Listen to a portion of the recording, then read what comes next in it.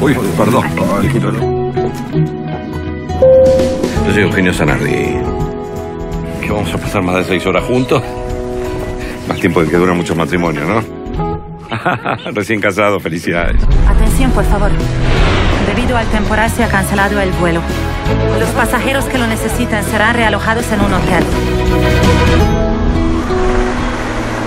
¡Ruso! ¿A qué te dedicas, amigo? Es un poco callado, ¿no? ¿Y a ti qué te trajo a Rusia? 8 años estuve casada con él. Yo vendo zapatos. Zapatos de mujer, ¿por qué? Zapatos Zanardi cambian tu vida. Que es mi luna de miel, una vez en la vida. ¿Es usted un poquito corto? ¿Cómo quiere que sepa que hora llego a Puerto Vallarta? A -4. Dile que llegas a -4. Pero agárrate fuerte y déjate llevar. Estás con un experto. ¡Eugene! ¿Estás bien? Sí, Lola. Me rompí las pelotas. Que todavía es ataque, te atropellamos.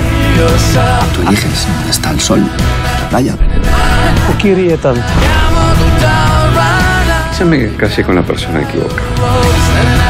Tú también.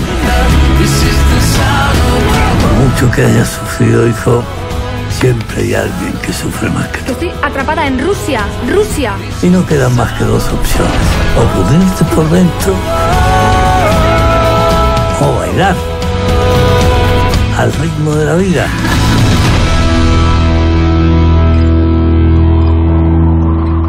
Uy, qué bonito. ¿Qué significa Nayetsa? Esperanza. Esperanza.